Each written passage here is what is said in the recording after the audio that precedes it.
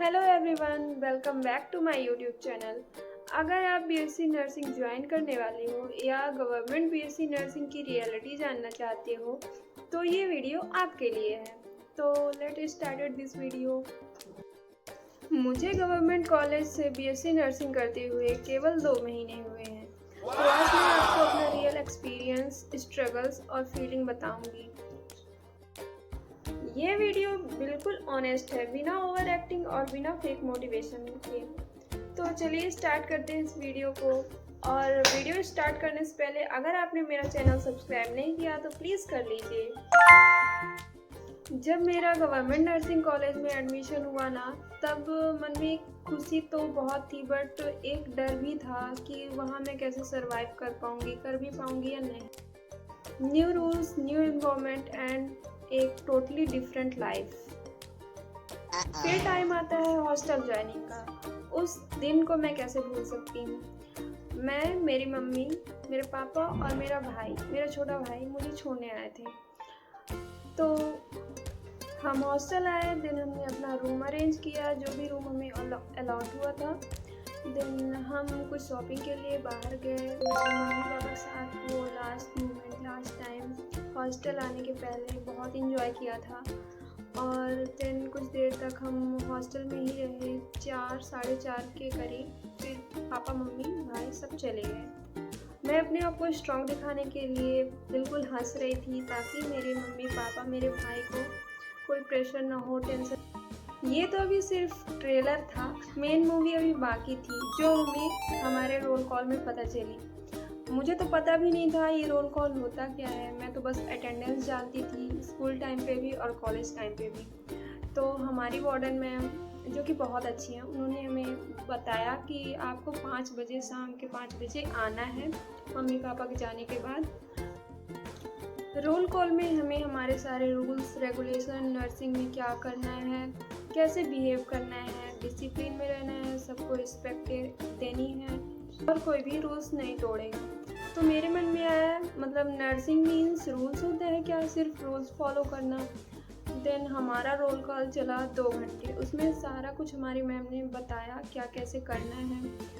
उसके बाद जो मेरे पैर दर्द हुए थे, मैं अभी भी नहीं भूल सकती। अब तो हमारी आदत हो गई है, बन गई है थोड़ी। ये सब होने के बाद हमारी सीनियर दीदी लोग आए, उन्होंने हमसे इंटरेक्ट किया, इंट्रोडक्शन हुआ। देन उन्होंने भी हमें सब रूल्स बताए कि हमें जैसे ये ऑयलिंग करनी है, ऐसे ब्रेड्स बनानी है और 4 पिन दुपट्टा करना है, ये सब उन्होंने बताया। ये सब मैंने एक्सपेक्ट नहीं किया था जो हो रहा था। मतलब ये 2 चोटी बनाना, ऐसा कुछ रहना, मैंने एक्सपेक्ट ही नहीं किया हुआ था। मैं तो सोच रही थी कि मैं गलत जगह आ गई, ये जगह मेरे लिए है ही नहीं। देन कुछ दिन ऐसे बीतते गए, समय के साथ सब बदलता गया, तो मुझे रियलाइज़ हुआ कि ये तो हमारे भले के लिए बताया जा रहा है। सबको प्रॉपर रिस्पेक्ट दो, रूल्स मत तोड़ो और अपनी गलती होने पर एक्सेप्ट करके सॉरी बोलो। ये सब तो नॉर्मल चीज़ है। हमें शुरू में ऑकवर्ड लगता है, यार क्या ये हो रहा है हमारे साथ, बहुत गलत हो रहा है, लेकिन ये सब हमारे भले के लिए बताया जाता है। सो मैंने इससे एक चीज़ सीखी है कि टाइम सब कुछ सिखा देता है। तो जब हमने हॉस्टल ज्वाइन किया था, उसके 2-3 दिन बाद हमने अपना कॉलेज जाना स्टार्ट किया। फर्स्ट डे हमें अपने कॉलेज से ओरिएंट करवाया गया। देन उस पर हमें एक ओरिएंटेशन रिपोर्ट लिखने को लिए बोला गया। जब आप लोग भी जाओगे तो आप लोगों के साथ भी ऐसा सेम होगा। तो उसमें हमें हर टीचर, हर फैकल्टी के रूम में ले जाके, केबिन में ले जाके उनकी स्पेशलिटी, उन्होंने क्या क्या क्वालिफ़िकेशन है, ये सब हमें लिखना पड़ता था। देन उसी को जो हमने लिखा है रफ वर्क में, तो उसको ओरिएंटेशन रिपोर्ट में लिखा। फिर मुझे लगा कि हाँ ऐसा क्या है, ये क्यों करवा रहे हैं। देन हमारी प्रिंसिपल मैम है, उनके पास ले जाया गया। तब उन्होंने समझाया कि पहले आप कॉलेज को जानो, तो ऐसे हॉस्पिटल में कराया जाएगा कि आप हॉस्पिटल के हर मेंबर से मतलब परिचित हो जाओ, तब तो आप सब उनके साथ वो कोऑर्डिनेट कर पाओगे। इसलिए हमें ओरिएंटेशन कराया जाता है, चाहे वो हॉस्पिटल हो या कॉलेज हो। फिर हमारी क्लासेस लगना स्टार्ट हुई और क्लास में जो मैं ब्लैंक होती थी वो मुझे ही पता है क्योंकि सर आते, टीचर्स आते, मैम आती, वो इंट्रोडक्शन लेना ये सब तो नॉर्मल था। इंट्रोडक्शन चलता रहता था दिन भर और हम लोग लेते रहते थे। हम लोग एक सब्जेक्ट के 5-5 टीचर, 4-4 टीचर ऐसे होते हैं जो हमने एक्सपेक्ट नहीं किया हुआ था।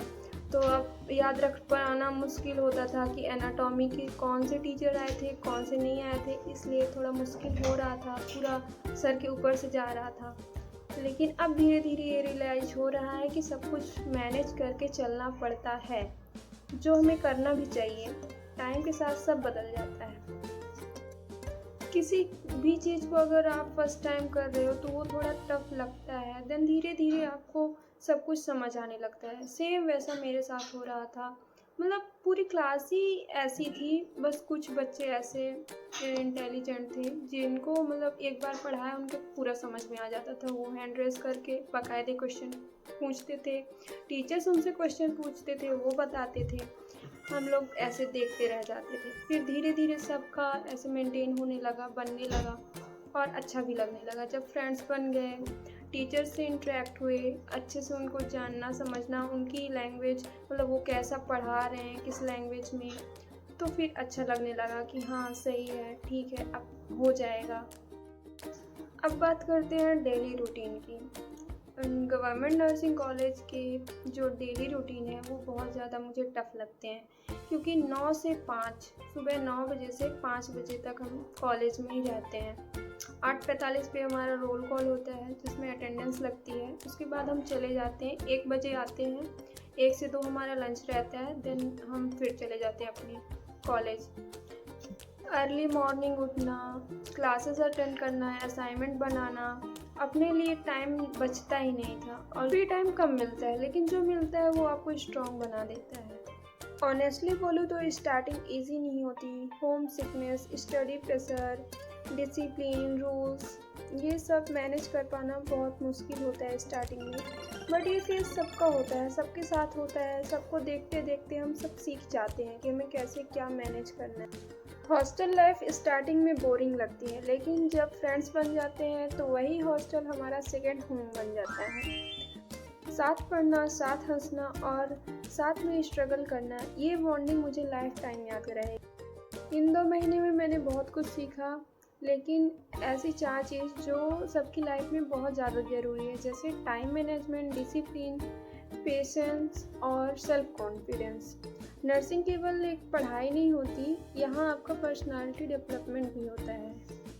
अगर आप नर्सिंग चूज़ कर रहे हो तो याद रखो, स्टार्टिंग में स्ट्रगल तो होते हैं, लेकिन एंडिंग में आपको बहुत अच्छा लगेगा। सेल्फ सेटिस्फैक्शन, रिस्पेक्ट, सब कुछ मिलेगा। सो बी प्रिपेयर, ये कोई बड़ी बात नहीं। स्ट्रगल तो सबके लाइफ में होते हैं। अगर आप स्ट्रांग हो तो नर्सिंग आपको और ज़्यादा स्ट्रांग बना देगी।